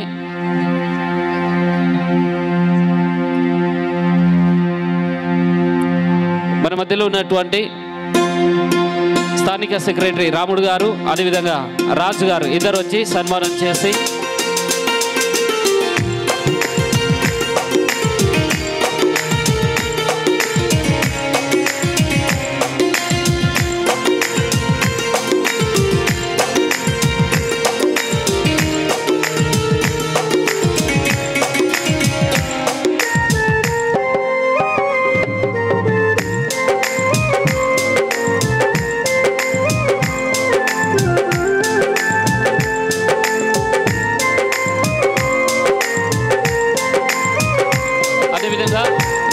ఉన్నటువంటి రెవరెండ్ జయప్రకాష్ పాస్టర్ గారు కూడా ముందర వచ్చి కూర్చున్నట్లయితే వారిని కూడా సన్మానించడానికి ఏసన్న గారు, యోసేపు అంకులు ముందరకు వచ్చి వారిద్దరిని సన్మానిస్తారు. వారిద్దరు కూడా వచ్చి వీరిని సన్మానిస్తారు.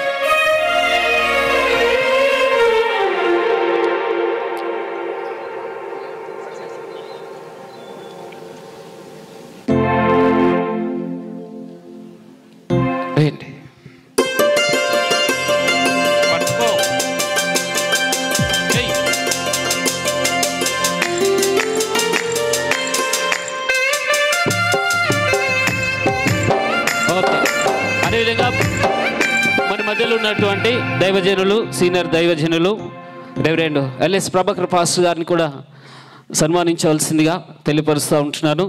అయ్యగారు ముందరకు వచ్చి కూర్చున్నట్లయితే శివ ముందరకు వచ్చి, అదేవిధంగా మైక్ ఆపరేటర్ మహేందర్ ఇద్దరు కూడా సన్మానించవలసిందిగా.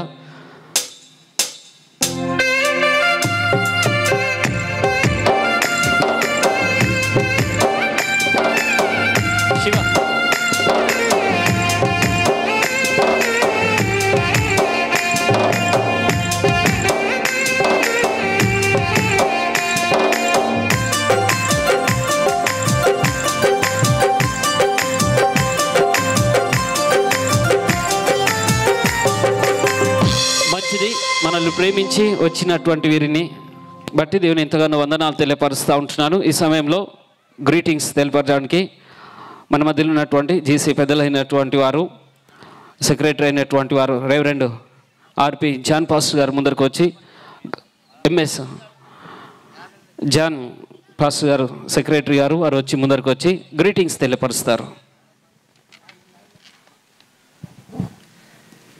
యేసుక్రీస్తు నామమున మీకు అందరికీ వందనం చెల్లిస్తున్నాం. ఈరోజు చాలా సంతోషం, ఎందుకంటే ఎంబీ మిస్పా చర్చి 7వ వార్షిక సమావేశంలో పాల్గొనడానికి board of evangelism secretary reverend CS Joel sir ద్వారా ఈ అవకాశం దొరికినది. అందును బట్టి అయ్యగారికి మరి సంఘానికి వందనం చెల్లిస్తున్నాం.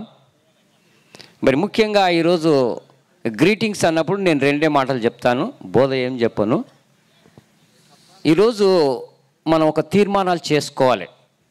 ఆ రోజుల్లో ఆదిమ సంఘాలు చాలా చక్కగా రెవరెండ్ సిఎస్ జోలన్ గారు చెప్పినాడు, ప్రతి ఒక్కరూ ఏదైనా ఒక డిసిజన్ తీసుకుంటేనే దానిలోన ఇంప్రూవ్మెంట్ ఉంటుంది.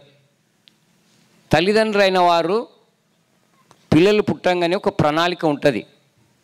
నా పిల్లగాడు పెద్దగా కావాలి, వానికి కావాల్సిన చదువులు చదివించాలి, వారు పెద్ద ఉన్నత స్థాయిలో ఉండాలని చూడాలని ఆశ తల్లిదండ్రులకు ఉంటుంది.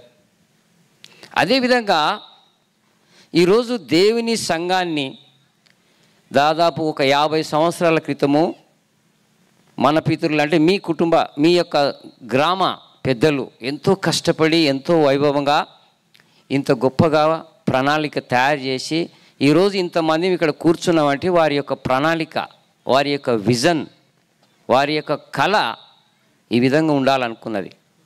మరి ఇప్పుడు మనం ఏం చేయాలి? దాదాపు నేను పాస్టర్ గారిని అడిగినప్పుడు 200 కుటుంబాలు అన్నారు. మరి ఈ 200 కుటుంబాలు పనిచేయాలంటే కొరియా సంఘాన్ని చూసినట్లయితే వారి సంఘాన్ని విస్తరించబడిన వాళ్ళు ఎట్లా విస్తరించబడిందంటే ప్రతి ఒక్కరూ బాధ్యత తీసుకొని సంఘాన్ని అభివృద్ధి పరచాలి. సంఘ పెద్దలే కాదు, పాస్టరే కాదు, పిల్లలు, యవనస్తులు, సండే స్కూల్ విషయంలో, స్త్రీలు, పురుషులు, సంఘ పెద్దలు, సంఘ ఎల్డర్సు, ఈ 200 మంది ప్రయత్నం చేస్తే 400 మంది అవుతారు. 400 మంది ప్రయత్నం చేస్తే 800 మంది అవుతారు. ఆ ప్రణాళిక మనకు ఉండాలి. పోయినసారి గత 50 సంవత్సరాల నుంచి చేసిన ప్రణాళిక ఈరోజు 200 అయినరు. భవిష్యత్తులో 1 సంవత్సరం లోపట మన సంఘాన్ని గురించి మీరు ఆలోచన, విజన్ కలిగి ఉండాలి, ఒక దర్శనాన్ని కలిగి ఉండాలి. మామూలు కాదు క్రైస్తవులు అంటే. నీ కుటుంబాన్ని గురించి, నీ పిల్లల గురించి, నీ భవిష్యత్తు గురించి ఒక ప్రణాళిక ఉంటుంది ప్రతి ఒక్కరికి. అందువల్లనే నీ పిల్లలు నీ కుటుంబంలో గొప్ప ఆధిక్యతలో ఎదుగుతారు. వాళ్ళకి కావాల్సినవన్నీ ఏర్పాటు చేస్తాం. కానీ ఈరోజు సంఘానికి కావలసిన, దేవుని సేవకు కావలసిన, పరిచర్యకు కావలసిన నీ సమయాన్ని, నీ డబ్బు ఒకటే కాదు, నీ హృదయం ఇవ్వాలి, నీ సమయం ఇవ్వాలి, నీ ధనం ఇవ్వాలి. ఈ 3 మీరు గుర్తుంచుకోవాలి. నీ టైం, నీ సమయం, నీ తీర్మానం కూడా ఉండాలి. నేను దేవుని కొరకు ఈ పని చేస్తా. ఆదిమ సంఘాలు ఒక తీర్మానం కలిగి ఉంది. ఏదో ఆదివారం వచ్చి మళ్ళీ నెక్స్ట్ ఆదివారం వస్తే కాదు. కాబట్టి ఒక తీర్మానం. అందుకే దేవుని వాక్యంలో నుంచి నేను ఒక్క విషయం చదివి నేను వినిపిస్తా, దయచేసి చదవాలి. కీర్తన 23వ కీర్తన 6వ వచనం ఒకసారి 6వ వచనం చదవండి. ఈ యొక్క దావీదు మహారాజు ఒక రాజుగా ఉండి ఒక తీర్మానం చేసుకున్నాడు. కాబట్టి ఈ రోజుల్లో నేను ఒక గ్రీటింగ్స్లో ఇది ఒక మాట చెప్పాలని ఆశతోన, నేను బ్రతుకు దినములన్నీ కృపాక్షేమములే నా ఎంట వచ్చును, చిరకాలము యెహోవా మందిరములో. This is a very important. నీ లైఫ్ లాంగ్ చాలామంది అనుకుంటారు ఏదో ఆదివారం, ఏదో బుధవారం అని కాదు. దావీదు మహారాజు దేవుని కొరకు తీర్మానం చేసుకున్నాడు. You have to decide your self. 1 గంట కాదు, 1 దినం కాదు, 1 నెల కాదు, 1 సంవత్సరం కాదు. ఏమన్నాడు? చిరకాలము యెహోవా మందిరములో నేను నివాసము చేసేదను. నేను దేవుని కొరకు పనిచేస్తా. నీ జీవితాంతం భార్యాభర్తలు పెళ్ళి అయినప్పుడు ఒక తీర్మానం చేస్తారు. భర్తతోనే ప్రమాణం చేస్తారు, భార్యతోనే ప్రమాణం చేస్తాడు. కష్టం వచ్చినా, ఇబ్బంది వచ్చినా, సమస్తం వచ్చినా నా జీవితం అంతవరకు నీకు నమ్మకంగా జీవిస్తానని ప్రమాణం చేస్తాడు. మరి దేవుని విషయంలో ఒక తీర్మానం చేసుకోవాలి. దావీదు మహారాజు ఒక తీర్మానం చేసుకున్నాడు. నా జీవిత కాలం అంతయు నేను దేవుని కొరకు, ఆయన కొరకే నేను బ్రతుకుతా. అపోస్తులైన పౌలు కూడా ఒక తీర్మానం చేసుకున్నాడు. మీకు అందరికీ తెలుసు, చావు అయితే మేలు, బ్రతుకుట క్రీస్తే. చావు అయితే మేలు, నేను బ్రతికినన్ని దినాలు దేవుడే. అది క్రైస్తవునికి ఉండాల్సింది, అది దేవుని బిడ్డలకు ఉండాల్సింది. కొన్నిసార్లు మనం ఆ విషయంలో చాలా వెనుకంజలో ఉన్నాం. ఈరోజు 200 మంది నుంచి 400, 1000 మంది కావాలి మన ప్రణాళిక. ఈ సంఘము ఒక 4 సంవత్సరాల లోపల 1000 మంది కావాలి. ఒక 5 సంవత్సరాల లోపల ఒక 1000 మంది కావాలి. సంఘంలో దేవుని మందిరానికి తీసుకొచ్చే విషయంలో, దేవుని సంఘం అభివృద్ధి పరిచే విషయంలో, మన కుటుంబాన్ని ఏ విధంగా ఒక ప్రణాళిక కలిగి ఉంటామో దేవుని విషయంలో ఆ విధంగా కలిగి ఉండాలి. అందుకే కీర్తనలు చాలా వాక్యంలో రాయబడి ఉన్నది, నీ మందిరమును బలము సౌందర్యము కలదు. నీ మందిరములో 1 దినము గడుపుట 1000 దినముల కంటే శ్రేష్టము. చాలామంది బైబిల్లో ఉన్న భక్తులు వారి యొక్క సమస్యలన్నీ దేవుని మందిరానికి వచ్చి తీసుకున్నారు. హన్నా గురించి మీకు తెలుసు, ఆమె సమస్యను దేవుని మందిరానికి వచ్చి తీర్చుకున్నది. యెహోషాపాతు భయంకరమైన యుద్ధం వచ్చినప్పుడు దేవుని మందిరంలో ప్రార్థన చేస్తే ఆయనకు జయం వచ్చింది. శృంగారం అనే దేవాలయం దగ్గర పుట్టుకతో కుంటివాడైన వాడు దేవుని మందిరానికి వచ్చి స్వస్థత పొందినాడు. ఇవన్నీ దేవుని మందిరంలో జరుగుతాయి. కాబట్టి దేవుని మందిరం విషయంలో ప్రతి ఒక్కరూ దేవుని కొరకు మనము జీవించాలని తీర్మానం కలిగి ఒక విజన్తో ముందుకు వస్తే ఈ మిస్మా ఎంబీ సంఘాన్ని భవిష్యత్తులో కొన్ని 100 మందిగా తీర్చిదిద్దడానికి మనం దేవుని కొరకు పనిచేస్తే ఒక విజన్ కలిగి ఈ యొక్క వార్షికోత్సవంలో దావీదు మహారాజు ఏ విధంగా తీర్మానం చేసుకున్నాడో, నేను దేవుని కొరకు పనిచేస్తా. అపోస్తులైన పౌలు తీర్మానం చేసుకున్నాడు, నేను దేవుని కొరకే బ్రతుకుతా. మన కొరకు బ్రతికేది కాదు, మన కొరకు ఎవరైనా బ్రతుకుతాం, కానీ నీ దేవుని కొరకు బ్రతుకు. నీ జీవితంలో ఎప్పుడు దేవుడు దేవుడు అనే తలంపు ఉండాలి. డబ్బు డబ్బు డబ్బు అనేది కాదు. దేవుని కొరకు బ్రతికితే దేవుడు నిన్ను గొప్పగా, నీ కుటుంబాన్ని నిన్ను ఆశీర్వదిస్తాడని దేవుని వాక్యంలో తెలియపరుస్తుంది. మరి దేవుని వాక్యంలో మరి కీర్తన 27:4-5 ఒక మాట చదవని దొరక, దయచేసి కీర్తన 27:4-5 త్వరగా చదవని ఒక మాట.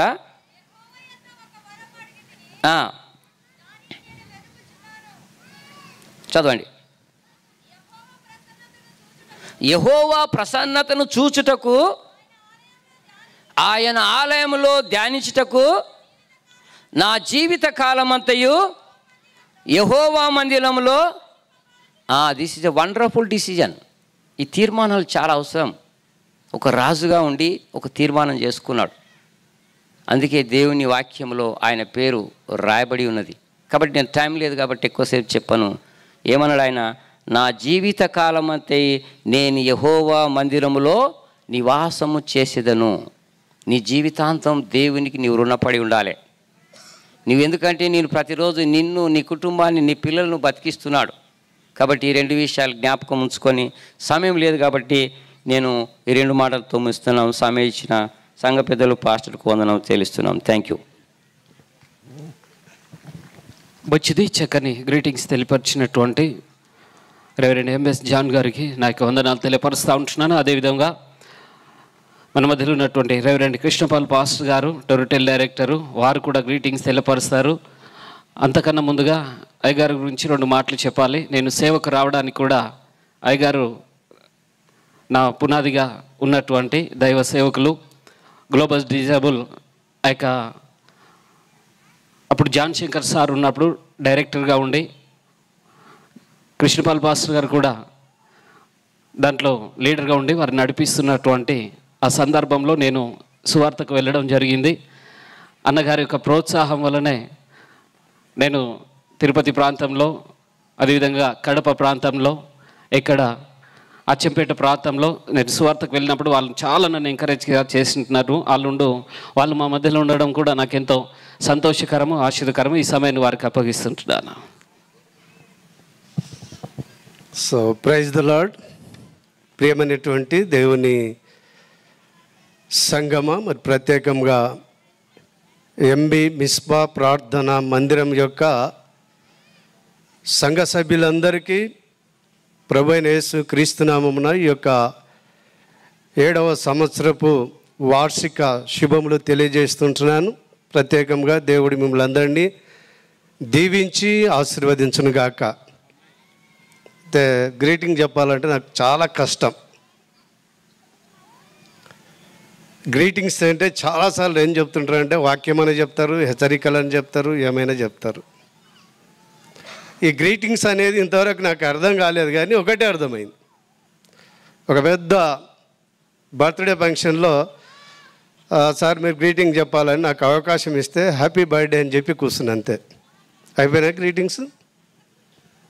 గ్రీటింగ్స్ అంతే కదా చెప్పేది. ఇంకేమైనా చెప్తారా? Happy birthday. ఇప్పుడు కూడా మరి హ్యాపీ ఏమంటారు, anniversary day, church anniversary day అంటే అయిపోతుంది. కానీ మనం ఆ విధంగా కాకుండా ఏమేమో చెప్తారు.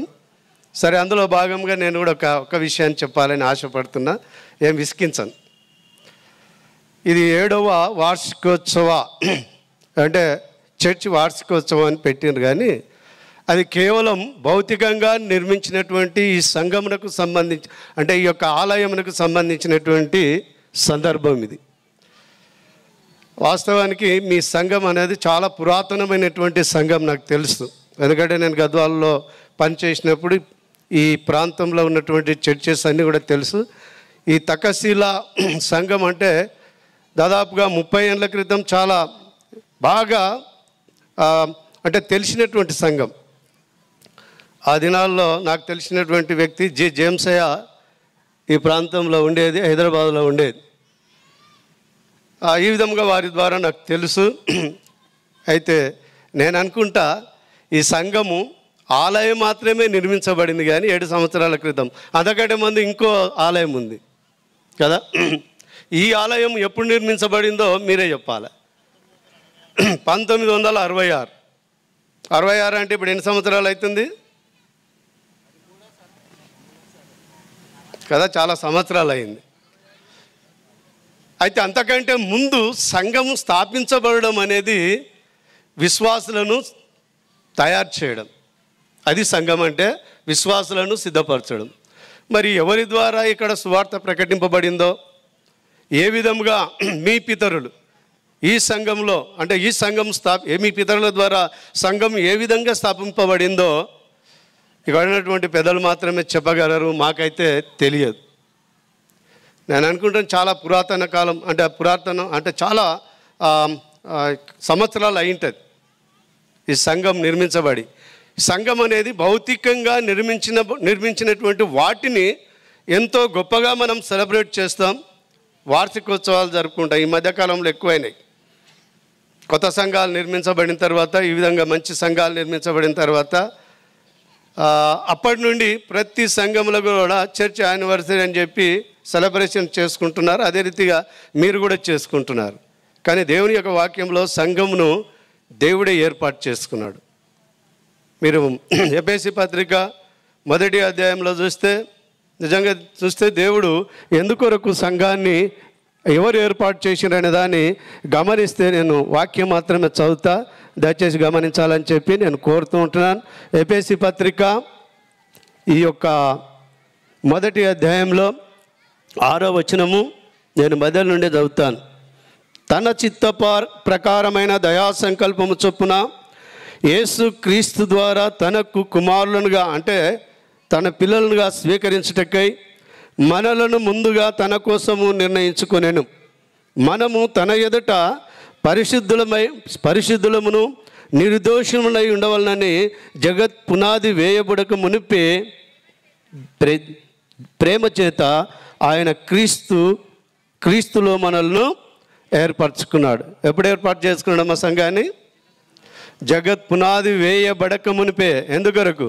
నువ్వు పరిశుద్ధంగా ఉండడానికి కదా. నీవు నేను పరిశుద్ధంగా ఉండడానికి, నిర్దోషముగా ఉండడానికి ఈ సంఘాన్ని దేవుడు ఏర్పాటు చేసుకున్నాడు. ఆనాడు నుండి ఈరోజు వరకు ఇంకా భవిష్యత్తులో ఈ సంఘము పరిశుద్ధంగానే ఉండాలనేది దేవుని యొక్క వాక్యం అయి ఉంటున్నది. ఈరోజు ఈ యొక్క 7వ వార్షికోత్సవ సందర్భంగా దేవుని యొక్క వాక్యము సెలవిస్తుంటున్నది. ఇదొక విషయాన్ని చెప్పి నేను ముగిస్తాను. ఆ తెస్సలోనికయులకు రాసినటువంటి మొదటి పత్రిక ఈ యొక్క 4వ అధ్యాయం 16వ వచనంలో చూస్తే ఏమని రాయబడిందంటే, ప్రతి విషయమందును కృతజ్ఞతాస్తుతులు చెల్లించుడి, ఈలాగు చేయుట యేసు క్రీస్తునందు మీ విషయంలో దేవుని చిత్తము. అంటే ఇక్కడ దేవుడు మనల్ని ఏర్పరచుకున్నందుకు, పరిశుద్ధముగా ఉండడానికి నిర్ణయించుకున్నందుకు, నిర్దోషులముగా ఉండడానికి నిర్ణయించుకున్నందుకు, పరిశుద్ధ సంఘముగా దేవుడు మనల్ని ఈ లోకంలో ఈ విధముగా ఉంచినందుకు మనం ఏం చేయాలంటే, మరి ప్రతి విషయమందు దేవునికి కృతజ్ఞతాస్తుతులు చెల్లించాలి. ఈ సంఘం నిర్మించుకోవడానికి దేవుడు కృపనిచ్చింది కనుక కృతజ్ఞతాస్తుతులు చెల్లించాలి. అదే రీతిగా ప్రియులారా, దేవుని బిడ్డలారా, అది దేవుని చిత్తము అనేటువంటి విషయాన్ని మనం గమనించి దేవుని చిత్తానుసారంగా జీవించాలని చెప్పి నేను కోరుతూ ఈ కొద్ది మాటలను ముగిస్తుంటున్నాను. దేవుడు ఈ మాటలను మన వెనుకల్లో దీవించి ఆశీర్వదించునుగాక. అందరికీ ఈ రాత్రికాలం నందు సంఘ కాపరికి, పెద్దలకు, మీ అందరికీ శుభములు, కృతజ్ఞతలు తెలియజేస్తూ ముగిస్తుంటున్నాను. Thank you. గట్టిగా కొడదా బచ్చిది చక్కని గ్రీటింగ్స్ తెలిపినటువంటి ఎంఎస్ జానయ్య గారికి, అదేవిధంగా రెవరెండ్ కృష్ణపాలయ్య గారికి నా యొక్క హృదయపూర్వకమైనటువంటి సంఘం తరపున వందనాలు తెలియపరుస్తూ ఉంటున్నాను. ఈ సమయంలో ముగింపులోనికి వచ్చింటున్నాము, ప్రకటనలు ఉంటున్నాయి. ఆ తర్వాత ముగింపు కార్యక్రమాన్ని జరిగించుకున్నాం. సమయాన్ని సెక్రటరీ గారికి అప్పగిస్తూ ఉంటున్నాను.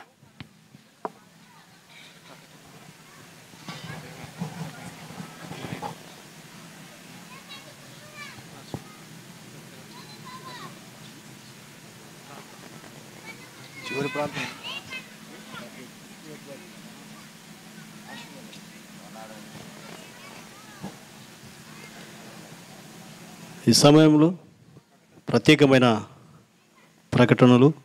మరి రేపటి దినాన కూడా అదే సమయానికి 6 గంటలకు ఈ కార్యక్రమం ప్రారంభించబడుతుంది. కాబట్టి మీరు ఎంతో తొందరగా సిద్ధపడి మందిరానికి వస్తే అంత తొందరగా ఈ కార్యక్రమాన్ని అంతటి కూడా ముగించబడుతుంది. దయచేసి మీరు అందరూ కూడా గమనించాలి. ఊరికే ఇంటి దగ్గర వెళ్దాంలే తర్వాత 1 గంట తర్వాత వెళ్దామని అనుకోకుండా ప్రతి ఒక్కరూ కూడా సకాలానికి సిద్ధపడి మందిరానికి రావాలని మనవి చేస్తూ ఉంటున్నాను. ఈ సమయంలో చివరి ప్రార్థన ఆశీర్వాదంతో ఈ కార్యక్రమాన్ని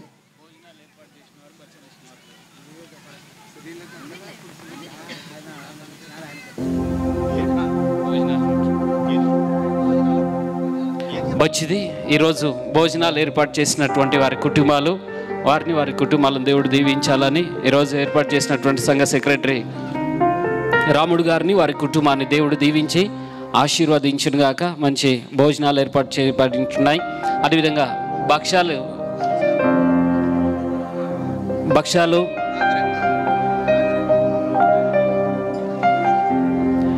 రాజరత్నం గారు, వారి తండ్రి గారు రాముడు గారు టైర్ పంచర్ షాప్లో పనిచేస్తూ ఉంటారు. వారు కూడా భక్ష్యాలు పంపించుంటున్నారు.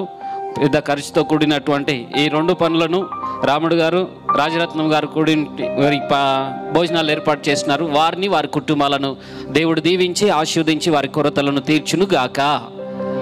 మంచిది. అందరం లేచి పడదాం. చివరి ప్రార్థన ఆశీర్వాదంతో ఈ కార్యక్రమాన్ని మనం ముగించుకుందాం.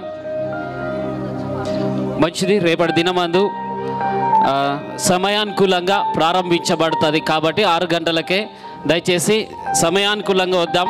భోజనాలు ఇక్కడే ఉంటాయి సమృద్ధిగా. దయచేసి అందరు కూడా సమయానుకూలంగా వద్దాం. రేపటి దినమందు నెగల జాషువా గారు నంద్యాల నుంచి వస్తుంటున్నారు, మంచి వర్తమానికులు. కాబట్టి ప్రతి ఒక్కరు కూడా సమయానికి వద్దాం. వారికి కూడా 8 గంటలకు లేదా 8:15 నిమిషాలకు వారికి మైక్ ఇవ్వబడుతూ ఉంటున్నది. కాబట్టి ఈ సమయాన్ని మనము సద్వినియోగం చేసుకుందాం. దేవుడు మనకు మంచి వాతావరణం ఇచ్చింటున్నాడు. ఈ వాతావరణంలోనే మనం చేసుకుంటేనే మనకు దేవుని దగ్గర ఒక పర్మిషన్ తీసుకున్నా నేను. సార్ దేవా, నాకు 6 గంటల నుంచి 10 గంటల వరకు మంచి వాతావరణం ఇవ్వండి ప్రభు అని నేను పర్మిషన్ తీసుకున్నా. ఆ పర్మిషన్ మించి మనం చేసినాం అనుకోండి, ఖచ్చితంగా వర్షం వస్తుంది. హల్లెలూయా. ఇది నేను ఖచ్చితంగా చెప్పగలుగుతున్నాను. ఆ తర్వాత ఖచ్చితంగా వర్షం వస్తుంది. కాబట్టి ఆ వర్షంలో మనము ఇంత పెద్ద ప్రోగ్రామ్ను నష్టపరుచుకోకుండా సమయానికి వద్దాము. 10 గంటల కల్లా భోజనాలు చేసుకోవడానికి ఇష్టపడదాము. అందుకోసానికే మీరు రాగలిగితేనే ఇక కార్యక్రమము జరిగించబడుతూ ఉంటుంది. కాబట్టి సమయానుకూలంగా వద్దాం. ఒక సంగీత బృందం వారు కూడా సమయానుకూలంగా వస్తుంటున్నారు. అదేవిధంగా సౌండ్ సిస్టమ్ వారు కూడా కరెక్ట్గా ఉంటున్నారు. కాబట్టి మనమే ముందుగా వచ్చి దేవుని యొక్క నామాన్ని మహిమపరిచేటువంటి వారు ఉందాం. మంచిది. చివరి ప్రార్థన చేసుకుందాము. ఆ తర్వాత ఆశీర్వాదము మన మధ్యలో ఉన్నటువంటి ఈరోజు వర్తమానము అందించినటువంటి reverend doctor CL Joel sir గారు ఆశీర్వాదాన్ని అందిస్తారు. ఈ సమయంలో ప్రార్థన చేసుకుందాం. ప్రార్థన మన మధ్యలో ఉన్నటువంటి కరుణాకర్ పాస్టర్ గారు ముందరకు వచ్చి ప్రార్థన చేస్తారు. అందరూ తలలు వంచి కళ్ళు మూసుకున్నట్లయితే ప్రార్థన చేద్దాం. మమ్మల్ని మిక్కిలిగా ప్రేమించిన మా ప్రియ పరలోకపు తండ్రి, నీ పరిశుద్ధమైన శ్రేష్టమైన ఉన్నతమైనటువంటి నామమును బట్టి నీకు వందనాలు, నీకు స్తోత్రాలు స్తుతులు చెల్లిస్తూ ఉన్నాం. దయా కరికరం కలిగినటువంటి మా గొప్ప దేవ, ఈ తకశిల గ్రామంలో సువార్త ద్వారా అంగీకరించి రక్షించబడి నాటి నుంచి నేటి వరకు నీ కృపను అనుగ్రహిస్తూ నీకు ఆత్మను రక్షించి ఇక్కడ సంఘము స్థాపించబడి నీ కృపను బట్టి ఈ రీతిగా సంఘ వార్షికోత్సవాలుగా జరుపుకొనడానికి కొరకై మీరు ఇచ్చినటువంటి కృపను బట్టి నీకు వందనాలు దేవానికి స్తోత్రాలు స్తుతులు చెల్లిస్తూ ఉన్నాం. నీ దాసుని ద్వారా నీ వాక్యాన్ని విన్నాం. ఆనాడు ఆదిమ సంఘము ఏ రీతిగా వారు యొక్క లక్షణాలు కలిగి ఉన్నారో ఆ రీతిగా సంఘము కలిగి ఉండడానికి సహాయం చేయండి. నీ పరిశుద్ధాత్మ చేత నీ కృప చేత సంఘాన్ని క్షేమాభివృద్ధిని కలిగించమని ప్రార్థన చేస్తూ ఉన్నాం. స్థానిక సంఘ కాపరి కుటుంబాన్ని, సంఘమును, సంఘ పెద్దలను, వేదిక మీద ఉన్నటువంటి దైవ సేవకులను బట్టి ప్రార్థన చేస్తూ ఉన్నాం. ఈ రీతిగా ప్రభువా ఆది నుంచి అంత వరకు మర్యాదగాను క్రమముగాను మీరు నడిపించిన విధానాన్ని బట్టి నీకు వందనాలు చెల్లిస్తున్నాం. కుడి వచ్చినటువంటి ప్రతి బిడ్డను కూడా మీరు దీవించి ఆశీర్వదించి ఆదిమ సంఘము ఏ రీతిగా అయితే ఆ లక్షణాలు కలిగి ఉందో సంఘము ఆ రీతిగా కలిగి ఉండడానికి కొరకై, ఆ రీతిగా వారి జీవితాలు ఉండడానికి కొరకై నీ కృపచేత మీరు నడిపించి మహిమ పొందుమని మా ప్రియుడు రక్షకుడు యేసు క్రీస్తు ప్రభు నామమున అడిగి వేడుకొనుచున్నాము తండ్రి, ఆమేన్. ఇప్పుడు మన తండ్రి అయిన దేవుని యొక్క ప్రేమ, ప్రభు అయిన యేసుక్రీస్తు కృప, పరిశుద్ధాత్మ దేవుని అన్యోన్య సహవాసము చేరి వచ్చిన ప్రతి బిడ్డపై, వేదికపై ఉన్న దైవ సేవకులపై, సంఘ పెద్దలపై, సంఘ కాపరి కుటుంబంపై ఇప్పుడు ఎల్లప్పుడూ సదా తోడై ఉండునుగాక. ఆమేన్.